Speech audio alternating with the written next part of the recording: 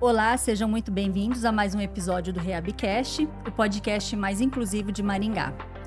Meu nome é Dinorá, sou fisioterapeuta e idealizadora da Clínica Neuroreadaptar. Para aqueles que não conhecem, podem seguir nas nossas páginas das redes sociais. Então, nós temos a Neuroreadaptar em Maringá, em Arapongas, em Colorado e em Loanda. Hoje eu vim aqui trazer duas profissionais da minha clínica que vão falar sobre um assunto muito importante. Seletividade alimentar, é o que as famílias ficam desesperadas para saber sobre isso, né? Porém, com um toque diferente. Nós vamos conversar também com a fonoaudióloga Franciele e sobre o que a seletividade alimentar impacta na fala durante a infância. Vou apresentá-las agora. Franciele, seja muito bem-vinda. Franciele é fonoaudióloga. Isso mesmo. E a Larissa, ela é fonoaudióloga. Desculpa, voltou. E a Larissa é a nossa psicóloga e nutricionista. Olha o quanto que é importante ter uma psicóloga nutricionista dentro da clínica, né? Sim. Sejam muito bem-vindas. Eu gostaria que vocês apresentassem, falassem um pouquinho de vocês fora da realidade da clínica, tá bom? Porque depois a gente vai falar sobre todas as informações necessárias clinicamente. Tudo bem. Meu nome é Franciele, eu sou casada, mãe de 2 filhos, sou fonoaudióloga formada há 20 anos e atualmente estou trabalhando na Neuroreadaptar. Tenho foco em linguagem, em disfagia e é isso. Tá joia. E você, Larissa? Apresenta um pouquinho. Meu nome é Larissa, eu sou recém-casada, então estou ainda me habituando à rotina de casada. Meu foco é a seletividade alimentar, minha formação em nutrição desde 2018 e agora atualmente com a psicologia, trabalhando com comportamento alimentar.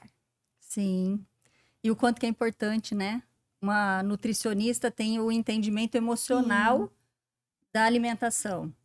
Fala um pouquinho para as pessoas o que é a seletividade alimentar, porque é muito amplo, né? Mas para que um leigo entendesse o que é a seletividade. Ela inicia quando? Ela vai até quando?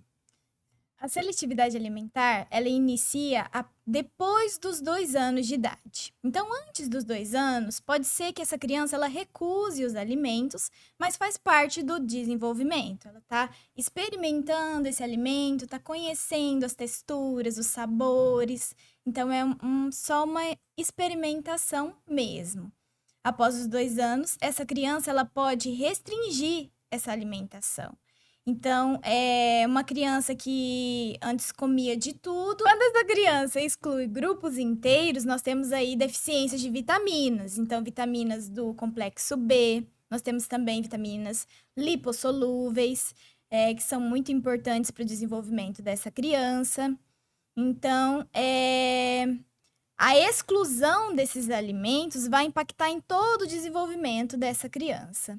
Seria cerca de 15 alimentos ou mais que essa criança deixa de comer dentro da rotina dela. Sim. E ela exclui pela textura, pela cor, pela temperatura. Tem mais alguma coisa que ela pode excluir? Seria mais isso mesmo. Questão sensorial, né? Questão do sabor em si, de preferências, porque as crianças também têm preferências alimentares. Sim. E também questão da rotina dessa criança, em como que é o ambiente em casa e o que é mais ofertado. Nós sabemos que as crianças escolhem de acordo com o que tem disponível. Se a mãe ofertar ali salgadinhos, que tem um sabor mais marcante, né? Que pode até viciar o paladar dessa criança, pode ser que essa criança ela escolha somente o salgadinho. Como um alimento seguro para ela, que é previsível, não vai mudar a cor, não vai mudar a textura, cheiro, o sabor. Olha que interessante, né? E deixa eu te perguntar uma coisa. Isso nem sempre é uma fase. Não. Né? Isso pode iniciar e se prolongar, ou se ele levar realmente, essa criança, ela levar para a vida. Por exemplo, eu não gosto de mel. Uhum. E mel é muito importante. Sim, né? Mas sempre me foi ofertado mel e eu sempre passei muito nervoso para tomar o mel. Uhum. E hoje eu não gosto de sentir nenhum cheiro. Sim. Né?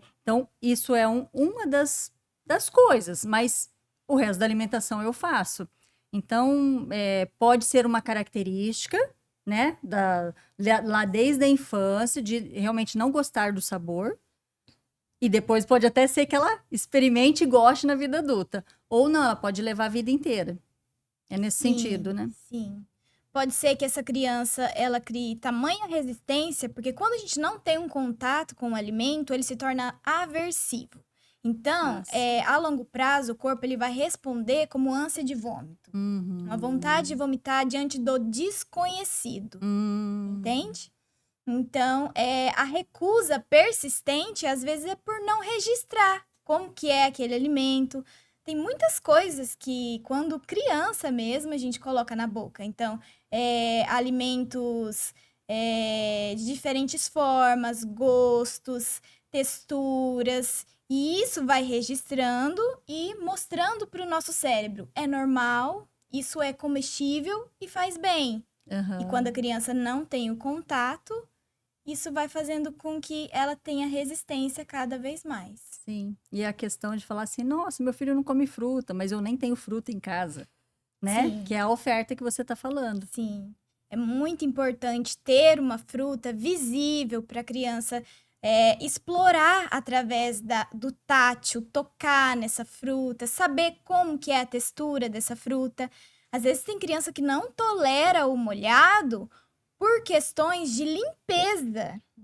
A criança se suja ali, até no momento da introdução alimentar, e a mãe, ao invés de deixar essa criança se sujar, ter o contato com essa textura, ela limpa essa criança. Então, quando ela vai crescendo, ao entrar em contato novamente com alimentos que são mais molhados ou pegajosos, ela demonstra uma resistência, porque é desconhecido e o corpo ele já criou alguma resistência. Eu preciso limpar, Isso. né? Então, eu nem quero tocar nesse alimento, nem sim. quero comer, porque eu vou ter que me limpar. Sim. Então, eu fico sem me alimentar. Com certeza. Olha o quanto que é importante, né? A gente entender essa parte emocional também. E nem sempre a mãe faz, porque ela não faz de como é que eu falo?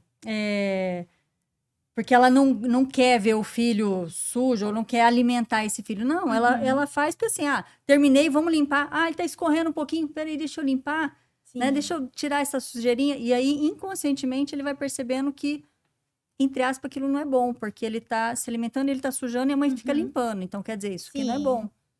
Isso eu não tinha ideia.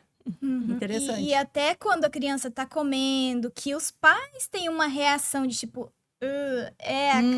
a criança, ela percebe. Ela percebe que o alimento não é seguro e quem passa essa segurança para a criança é os pais. Sim. Que são as pessoas de referência para essa criança. Sim. Gente, tem tudo a ver. Sim. Tem tudo a ver. No decorrer da nossa conversa, eu vou contar uns fatos da minha casa que vocês vão dar risada. A seletividade alimentar, ela é marcante, né? Isso Sim. a pessoa carrega durante a vida, mas a gente não imagina, tem mães que não conhecem o impacto que ela pode dar na fala da criança. E aí eu vou passar agora a nossa conversa com a Franciele. Conta um pouquinho pra gente qual que é essa ligação que tem a seletividade alimentar com a fala, com o desenvolvimento da fala na infância. Sim. A alimentação, ela impacta diretamente na fala. Porque, primeiramente, vamos pensar na parte muscular. Quando você se alimenta, você exercita a musculatura, língua, lábio, lateraliza a língua, porque você tem que enviar o alimento para um lado, enviar alimento para o outro. Você tem que fazer o vedamento labial para você conseguir deglutir, você tem o movimento de língua. E isso tudo é uma preparação para a fala. Você vai falar, você está o tempo todo ocluindo o lábio, movimentando língua. Então, assim, se você tem uma hipotonia, você não trabalha esse músculo na mastigação, na alimentação, vai chegar a hora da fala, não vai ter força, né? Sim. Franciele, Só fala para as pessoas o que que é hipotonia, porque tem gente que às vezes está assistindo e não sabe o que que é isso. A hipotonia é fraqueza muscular mesmo, não tem força. Não tem molinho. força. Aquele músculo que não trabalha não tem força. E na hora que ele tem que trabalhar para falar, ele não tem força. Ele continua ali flácido, né, mole, e ele não tem aquela força. E o outro aspecto é o sensorial, né? Porque a alimentação, ele tem muita resposta sensorial. Então, assim, é o molhado, é o crocante, é o duro, é o mole. E tudo isso também impacta diretamente na fala. Porque a gente tem que sentir lábio, sentir língua. E tudo isso está ali envolvido. Então, a criança que tem seletividade alimentar não é 100%, mas tem uma grande chance de ter um atraso de fala, ou ter aquela fala mais lentificada, aquela fala mais mole, né? Então, assim, a relação é ampla. Criança que não mastiga, né?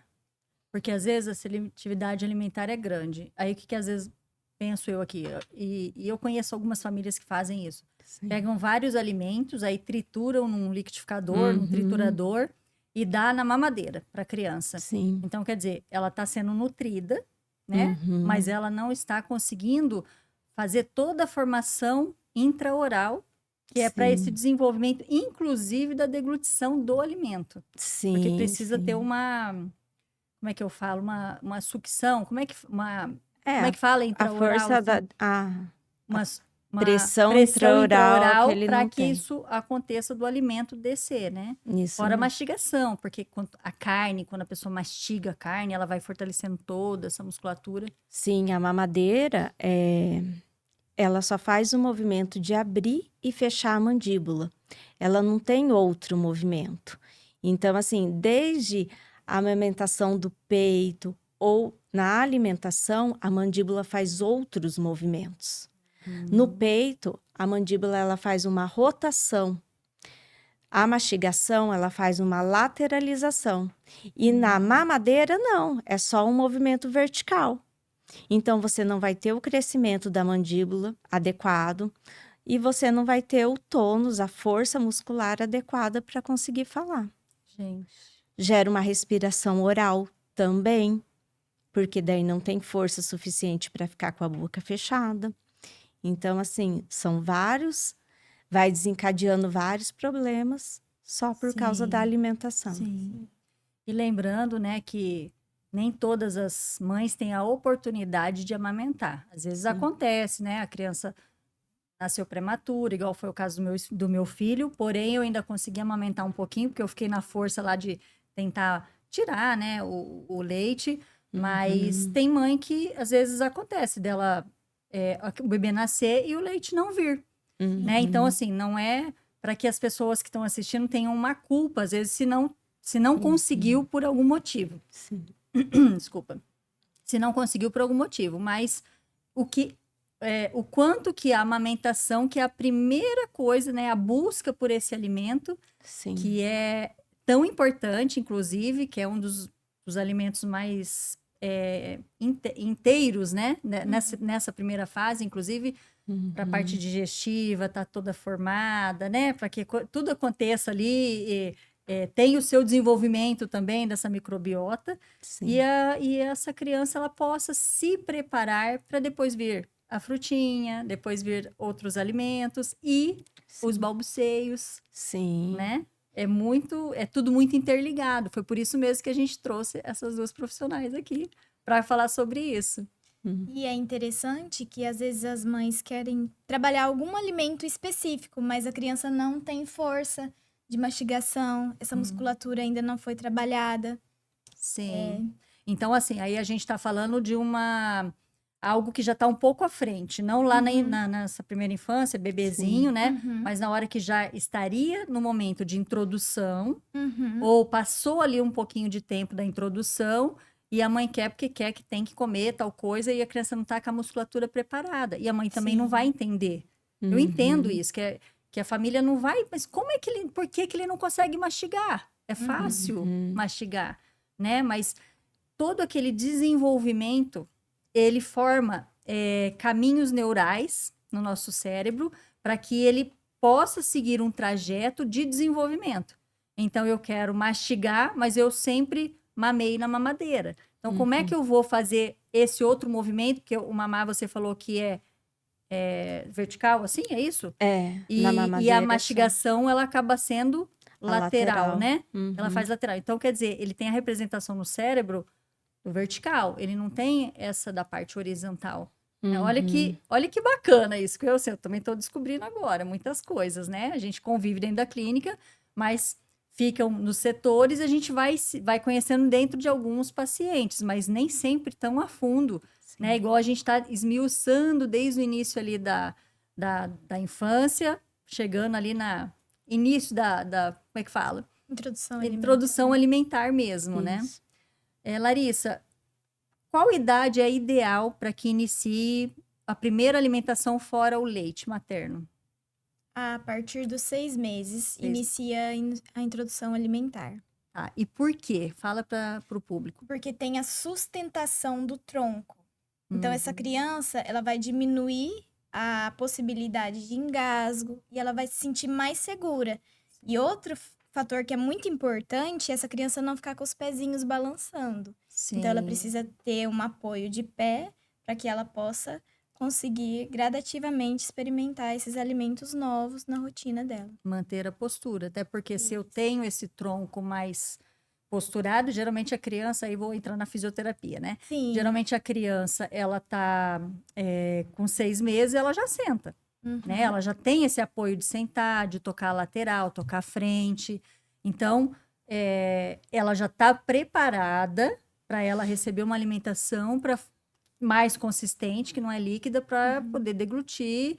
E a parte digestiva também vai estar mais preparada. Sim. Porque eu sei que tem uma fase que a microbiota que fala, né? A própria digestão, ela não está pronta ali, o sistema digestório não está pronto ainda para receber um alimento. Porque tem pessoas que acabam querendo dar com muita antecedência, né? Lógico que a médica vai autorizar a data que tem que ser, né? Geralmente é o médico que autoriza, mas quem tem um nutricionista na família também vai receber essa orientação, porque a família também procura um nutricionista, mas quando realmente, assim, existe um alerta, né? Então, tem alguma coisa acontecendo e eu não sei o que, e eu preciso de uma orientação. Acaba tendo isso, né? Sim, mas é interessante. A postura, o pé, porque o pé dá controle de tronco, inclusive dá foco no que ele tem que comer, que é o que a gente fala na escola, né? A parte pedagógica, a criança ela não pode estar sentada com a perna balançando, porque ela perde o foco dela, né? Ela perde o ponto de estabilidade. E na alimentação é a mesma coisa. Eu acredito que para fala também deve ser. Como é que é, Franciele? Com certeza.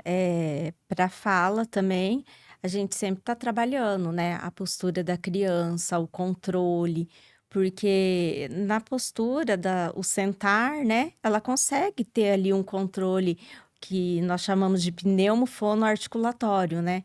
Então, a respiração, a fala, a deglutição, que isso também está acontecendo a todo momento, né? Então, a postura, esse controle faz toda a diferença, né? A criança que consegue ter a postura, o controle cervical, o pé no chão certinho, ele consegue ter a posição de língua correto. Agora, quando isso não acontece, fica mais difícil. Sim. E na hora da alimentação, a língua faz um movimento de busca. É Sim. isso? Como é que funciona? A língua na alimentação, ela capta o alimento, você capta o alimento na parte anterior e durante a mastigação a gente vai fazendo movimentos de lateralização. A gente manda o alimento para um lado, mastiga um pouco, manda o alimento para o outro, mastiga um pouco para não sobrecarregar a articulação de um só lado. E depois que você mastigou e formou o bolo alimentar, né? Um bolo homogêneo, a língua vai fazer o movimento para posteriorizar esse alimento. E na hora que a língua faz esse movimento, a epiglote desce, protege vias aéreas e o alimento vai para o estômago. Sim. E quando acontece de engasgar, é porque essa epiglote, ela não deu, ela deu aquela falha?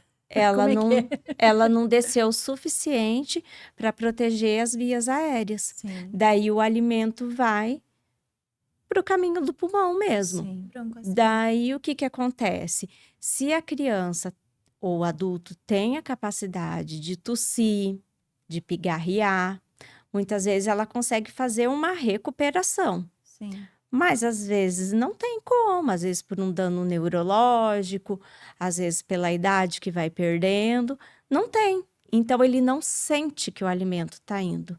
E o alimento vai para uma broncoaspiração sem você sentir. Então, E às vezes é assim, silenciosa, né? é silenciosa, A mãe vai daí perceber na hora que dá uma febre. dá uma febre, vai para uma pneumonia, ou a criança fica apneico após a alimentação, aumenta os batimentos cardíacos. Então, esses são os sinais de que o alimento está indo para o local que não deveria. E olha que interessante. Casos assim pode resultar em uma bronquiolite, onde pode ocasionar uma inflamação.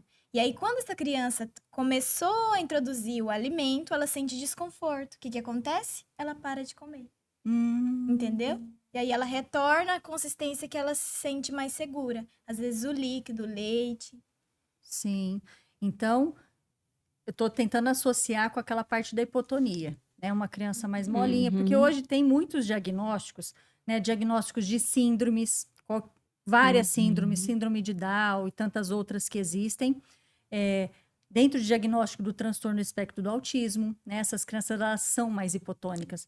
Então, é um alerta para as famílias entenderem que uma criança que iniciou a alimentação e está engasgando demais, é bom observar e levar num sim, profissional, né? sim. Que possa fazer ali um rastreio, uma observação e falar assim, não, olha, a gente precisa fazer esse tipo de trabalho. Por exemplo, precisa ir para o nutricionista, né? Precisa ver com a nutricionista, com a fonoaudióloga, desculpa, e precisa ir para o nutricionista para entender quais são as vitaminas necessárias, porque às vezes é só o salgadinho, Sim. a coxinha de frango, não sei o que, não sei o que na vida moderna, né, infelizmente, as mães também estão trabalhando, tá, todo mundo tem sua rotina, e nem todo mundo também tem o prazer de ficar em casa cozinhando, ou tem uma pessoa que esteja cozinhando dentro de casa, é muito mais raro ainda, né? E aí acaba tendo as facilidades. A gente entende, porém, a parte nutricional é péssima, né? E aí vem todas as vitaminas, inclusive as Bs, que são tão importantes para o sistema nervoso,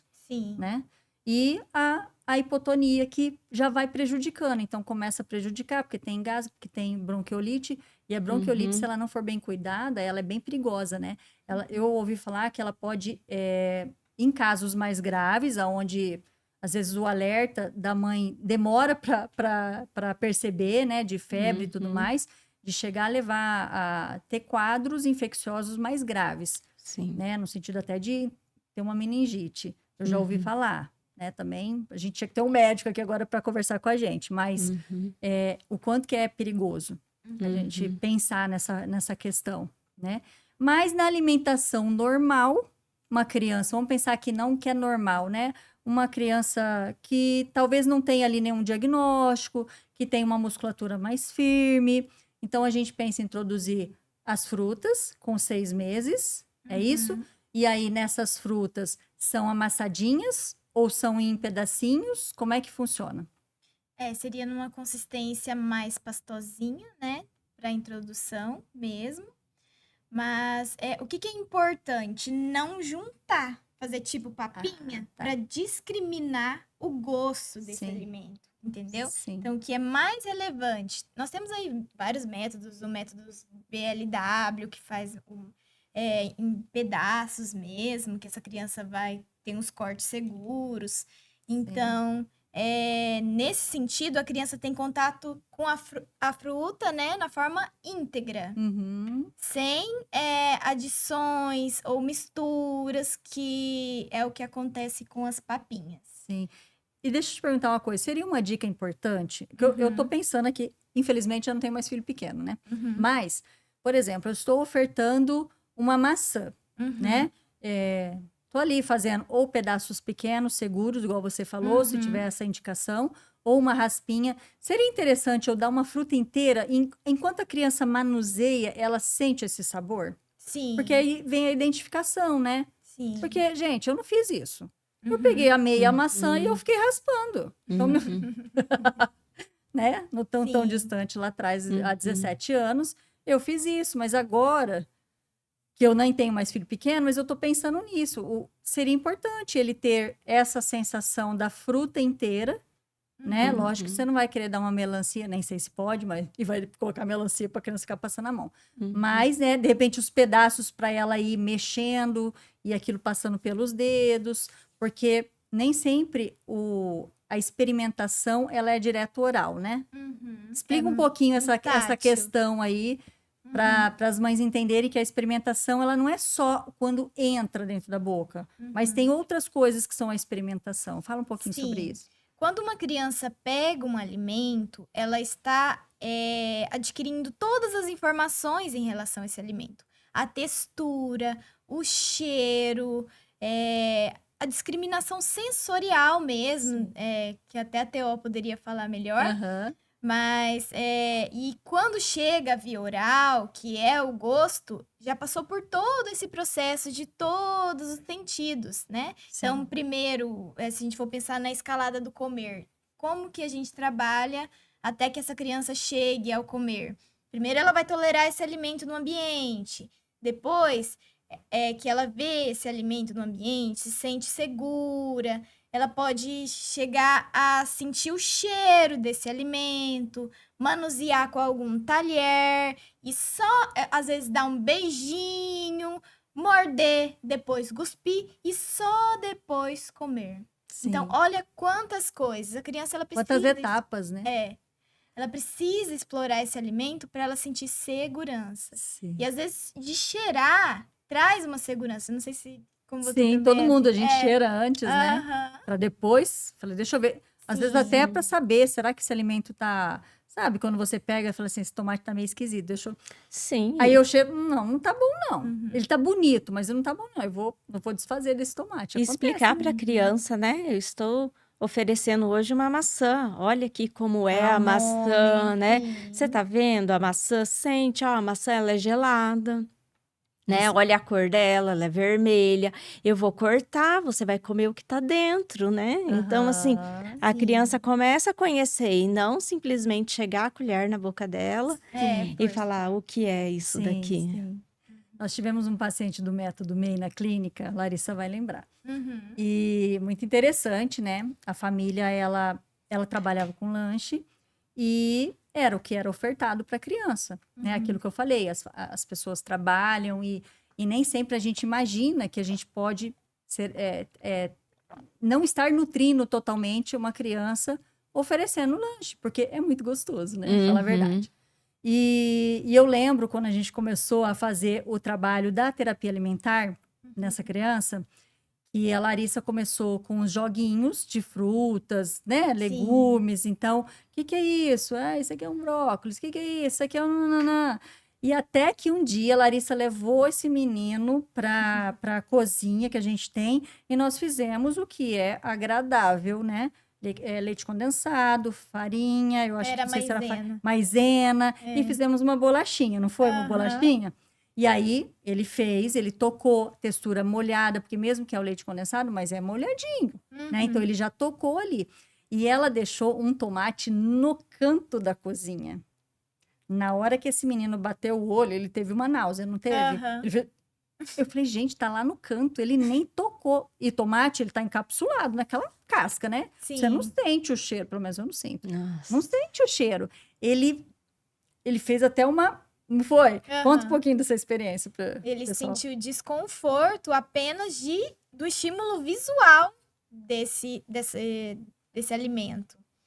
E como que funcionou? Ele gostava de atividades competitivas. Então, diante dessa afinidade dele, a gente foi elaborando algumas atividades onde que ele poderia ter contato com esse alimento, porque o objetivo era ter contato. Ele já tinha tolerado num ambiente, ele já tinha cheirado, mas até então não tinha tocado.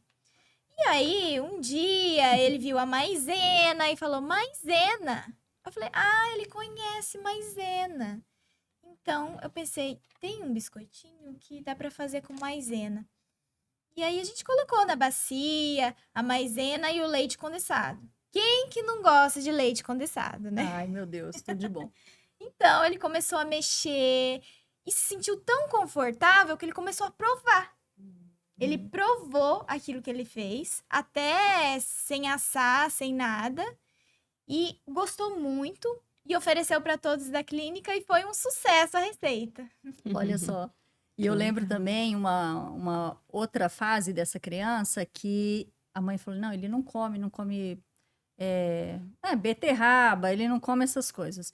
E aí você fez tipo um chips, mas desses alimentos, né? Batata doce. Sim, Conta um sim. pouquinho também. A gente fatiou a batata, ele teve todo o contato com a batata. A gente, antes de tudo que acontecia, a gente fazia um caça às verduras, os legumes, e ele procurava. E isso trouxe motivação para ele ter mais contato.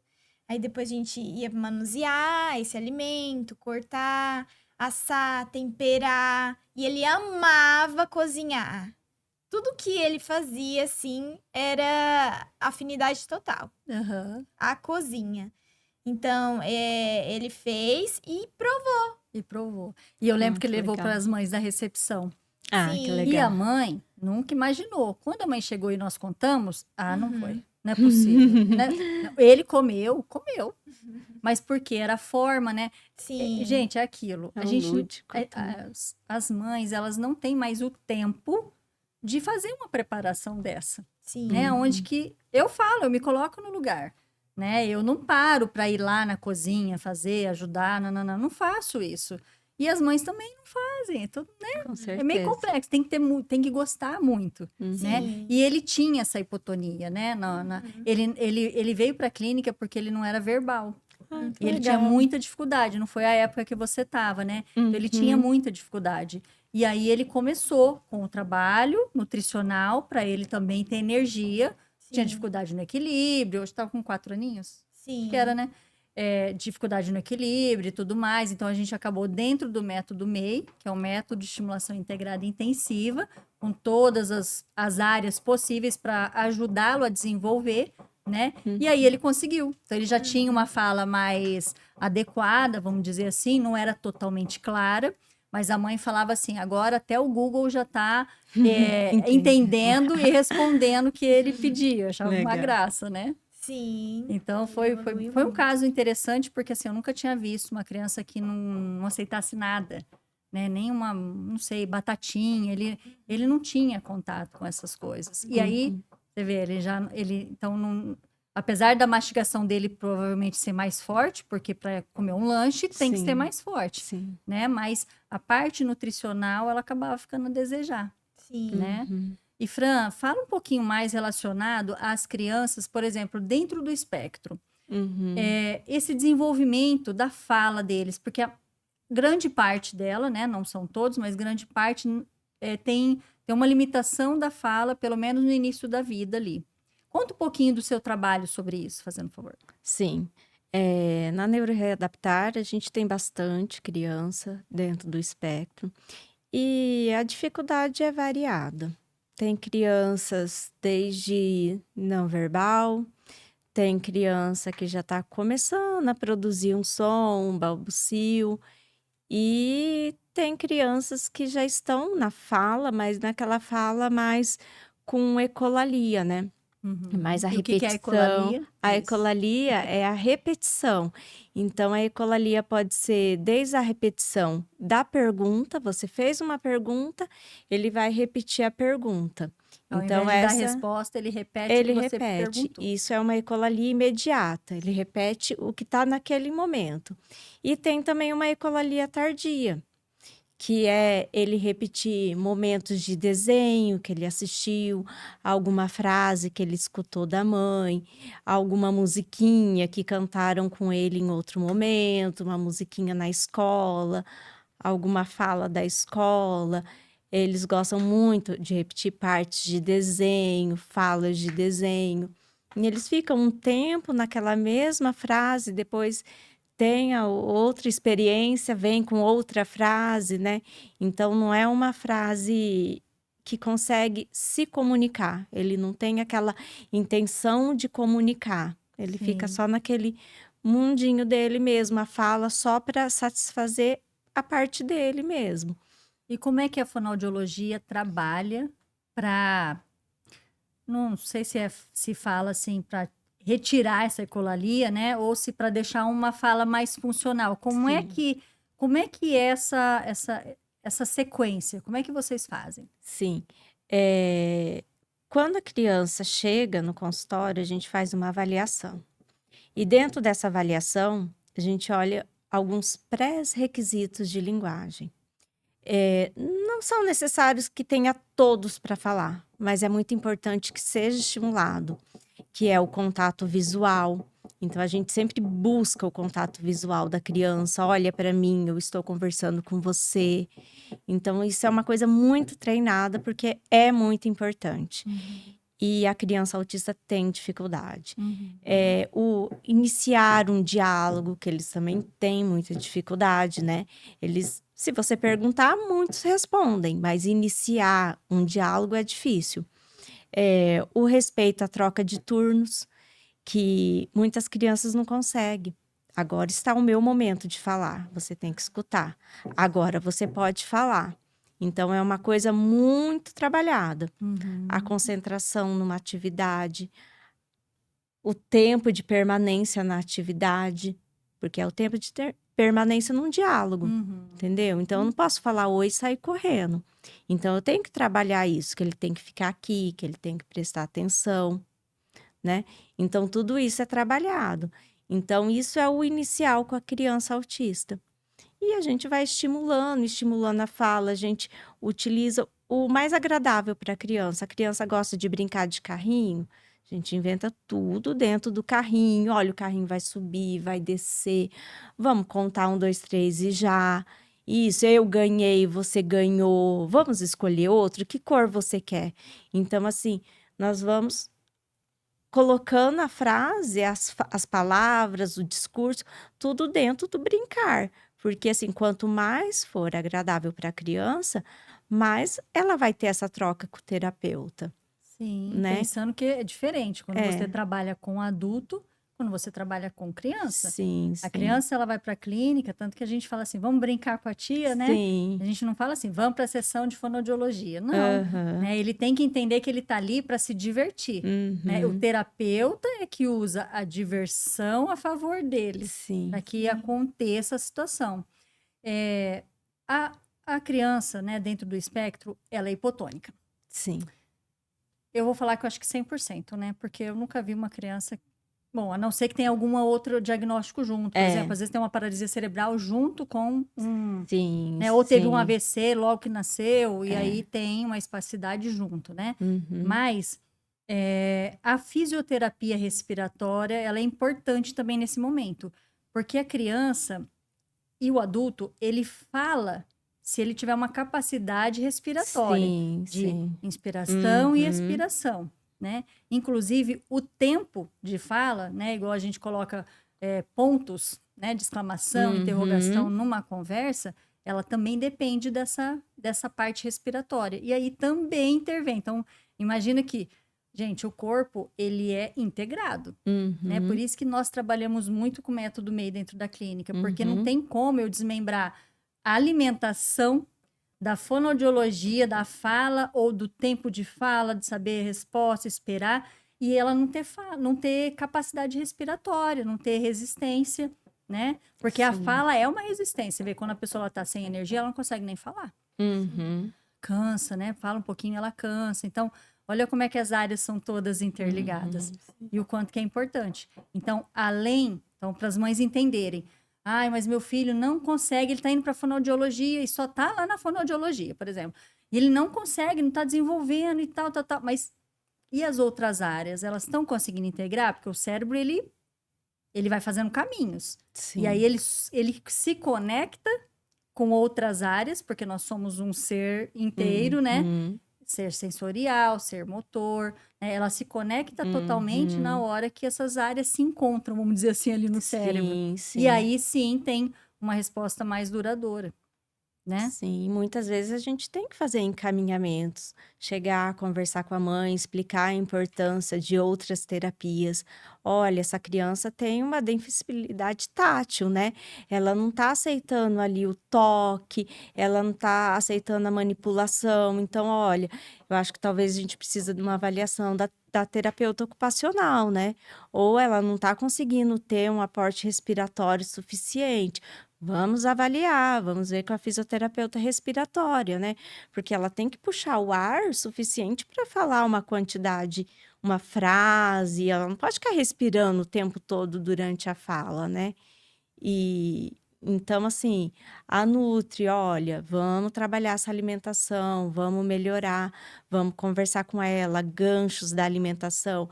Ah, mas ele gosta só disso daqui, mas vamos pensar o que que a gente pode desenvolver dentro disso, né? Sim. Então, a gente encaminha para a Nutri. Então, assim, tudo isso tá precisando de uma postura melhor. Vamos para fisioterapia. Então, assim, a gente não tem como pensar, a criança vai vir para fono e vai ficar só ali. Sim. Muitas vezes ela precisa dos outros profissionais Uhum. também, porque senão não vai desenvolver a fala. Uhum. E o que é muito importante, né? Suprir as necessidades nutricionais dessa criança antes de ofertar o alimento, que é tão aversivo. Sim. Sim, sim. Tem nutrientes, por exemplo, muito importante, o zinco, que ele auxilia a perceber o sabor dos alimentos.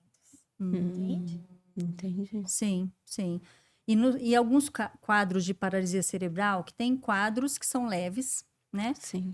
Motoramente falando, e tem quadros que são um pouco mais graves. Uhum. Então, penso eu que tem uma classificação dentro da fisioterapia que a gente chama de MFCS, né? Uhum. E sendo que o 1 é uma criança que já anda, ela sobe escada sozinha, ela tem suas limitações, mas ela sobe escada sozinha, ela atravessa a rua sozinha. E o 5 é aquela criança que está na cadeira de roda com total apoio de cervical. E essas geralmente são as que a fonoaudiologia Mais tem atua dificuldade. e a nutricionista também atua, porque esse corpo ele tem um gasto energético muito grande pela espasticidade. Então, lembrando, né, as mães às vezes falam assim, mas já tá comendo, uma batatinha, come tal, mas gente, o gasto energético ele é muito alto, então às vezes é necessário que se introduza mais coisas e nem sempre talvez chegue na mastigação completa, porque é um respirador oral, Sim. não conseguiu ser amamentado, né? Conforme vai tendo a idade, o arco da boca, Sim. o céu da boca, né? Ele fica mais profundo, Sim. né? A língua, ela fica só paradinha, ela não tem esse movimento. E aí, isso é um quadro, como é que chama? Disfagia? É isso? Uhum. E como é que faz relacionado à alimentação? A gente imagina que não são pedaços grandes, são texturas mais... como é que falo? Não é líquido, né? Mas também não é totalmente rígido. Nesses casos, é um pastoso. Tem que adaptar a alimentação. Muitas vezes vai ter que ser uma alimentação homogênea o resto da vida, né? Então, quando chega já a uma certa idade, daí a gente vai ver o que ele tem e o que ele é capaz de se alimentar. Sim. E trabalha dentro das possibilidades. E o que é muito importante, a Nutri, ela não consegue evoluir consistência se não tiver a parceira fono. Sim, sim. Que vai auxiliar, identificar como que tá essa mastigação, Sim. para que possamos evoluir a E consistência. a fisioterapia ajudar nessa postura, né? Nesse Sim. posturamento. Importantíssimo. Porque aí, se eu não tô posturada, se eu tô com a cabeça aqui, Sim. né? Como é que a criança vai comer? Agora, teve um quadro que uma outra fono da clínica, né, comentou, que ela falou assim, gente, eu sou fisioterapeuta, eu falo, eu não tenho conhecimento de tudo, né? E aí ela falou, não, Dinora, olha só, se a criança, ela fica aqui o tempo inteiro, você não pode arrumar a cabeça dela e tentar alimentar ali, porque às vezes fica horas dentro da clínica e a gente tem que alimentar. Daí eu, não? Ela falou assim, não, porque ele está habituado nisso, você tem que daqui e aos pouquinhos trazendo a cabeça dele, né, durante a vida dele ali que ele tá com você, até que você consiga alimentar ele de uma forma postural mais ideal, né? E eu fiquei, não sabia, gente, eu não imaginava, né? Mas, por exemplo, uma criança que tem torcicolo, que ela fica assim, ou pela espasticidade, né? lógico que a gente também não consegue trazer, mas se ela se alimenta assim, você tem que ir daqui e ir trabalhando, pra cá. trabalhando até que ela fique mais retinha, né? Isso Seria mesmo. isso, né? Isso. Olha só. Por isso que eu falo, as áreas se interligam, né? Vamos fazer um bate-bola aqui. Criança seletiva alimentar nunca vai desenvolver totalmente a fala? Ou não? Como é que fica? Pela mastigação ou pela textura? Ou não, que nunca vai, mas de repente vai ter limitações nessa fala Sim. no sentido motor, né? Que eu Sim. falo não daí no sentido de ecolalias, porque daí isso envolve Sim. a parte cognitiva, né? É isso? Sim, Ou não? é Tô uma falando errado. criança que, se não trabalhar, não deixar esse músculo ali quietinho, vai ter uma fala bem prejudicada. Tá. E Sim. a alimentação, Vai restringindo cada vez mais grupos alimentares. Daqui a pouco essa criança ela pode acontecer uma desnutrição energético-proteica e até mesmo, se ela não tolerar a via oral, poder usar uma sonda. sim. Quantas vezes a gente insiste para essa criança falar assim, realmente ela não gosta desse alimento, ela não suporta esse alimento? Quantas vezes? Na verdade, nós temos que variar a forma de preparo desse alimento. Então, se eu já ofertei crocante, pastoso, líquido, misturado com algo que a criança tem de preferência, então eu vou identificando formas que eu vou apresentando esse alimento. Se de todas as formas essa criança ela não tolerou esse alimento, aí sim não tem uma quantidade. Sim, Seria mais entendi. a questão da forma de preparo mesmo. Entendi. Porque a batatinha ela pode ser frita, ela pode ser em Isso. purê, Uhum. né? Acho que não dá cru, né? Isso aí, mas assim, Uhum. enfim, ela como é que fala? Ralado. Chips, né? Chips Isso. assada, Isso. né? E aí, se ela realmente recusar, inclusive dizer com os que temperos e tal, é porque assim, aquilo é mesmo aversivo. Isso. Né? É que ela não tem afinidade, não faz parte da rotina dela, ela não vê função desse E de alimento. tempos diferentes, né? Não Isso. importa se a mãe vai falar, não, nesse mês ele vai aprender a comer batata. Aí não comeu a batata. Ai, nunca mais ele vai comer batata. Não é isso. Não. Né? Dali uns 2 meses, oferece de novo. E o que eu acho interessante, Uhum. quando tá com os amiguinhos, experimenta. Em grupo. Experimenta. Neurônios espelho, né? Ao olhar a criança motiva. Quero ser igual ela. Sim. Ela sim. tá se sentindo bem, quero parecer com ela. Sim, sim. Ué, meu filho na adolescência agora, ele, não quero, não gosto, não sei o quê, não sei o quê, não sei o quê. Aí tá lá, os primos todos comendo, ele... é bom. Falei, tá vendo? Inclusive, provou pasta de amendoim comigo. Aí, ó, Todo tá mundo vendo? tava provando e ele provou. Tá vendo como é que pode, né? Ai, E vocês falaram pra mim, eu falei assim, ele comeu? Pasta de amendoim, verdade? Né? Ele passou uma fase muito seletiva, assim, de embalagens. Eu só Sim. como desse tipo de batata frita, eu só como desse tipo de biscoito. Era assim, era bem pela marca do negócio. Sim. E aí, aquela mãe de primeira viagem, né? Não, vamos comprar somente esse, porque é esse que ele come. E aí eu forcei, entre aspas, a ter essa resistência com outras coisas, né? Informação importante. Quando começar a ofertar o alimento para a criança, tirar da embalagem. Porque às vezes a rigidez cognitiva desse alimento permanecer na mesma cor, textura e embalagem, não vai conseguir trocar a marca. Não consegue, Isso. gente. Entendeu? E é uma loucura, porque, por exemplo, nós estamos aqui no Paraná, né? A família do meu esposo é do Rio de Janeiro. E chegava lá, não tinha a mesma marca, a embalagem do biscoito. E era, por exemplo, biscoito wafer, mas era outro tipo de marca. Não tinha que a gente usava, às vezes, aqui. E aí? O perrengue? Foi difícil? Então, realmente, a gente tem que tirar da embalagem, né? Sim. Para que, se é que é um produto industrializado, a gente precisa tirar para que ele possa Sim. aceitar. Né? Então, além de várias formas de aceitação de manuseio e tal do alimento, a gente ainda tem que deixar a embalagem bem escondidinha, porque às vezes um dia a batatinha frita é da Smile lá, outro dia não sei o quê, outro dia cada uma é um tipo de embalagem. E eu passei por isso, e não foi fácil, não. Foi uma coisa difícil, né, a se fazer. Então, a gente não insiste, a gente dá um tempo, não insiste, deixa passar um tempo e vamos ofertar de novo, né? Respeita a tolerância da criança. Sim, Por exemplo, ela se sente confortável com o crocante, eu vou ofertar o crocante. Ela se sente confortável com o pastoso, esse mesmo alimento eu vou tentar tornar nessa textura. sim. E não ficar insistindo em outras texturas, entende? Porque tem que Sim. ser gradativo. Se insistir muito, pode ser que essa criança torne esse alimento aversivo e não quer ter mais contato.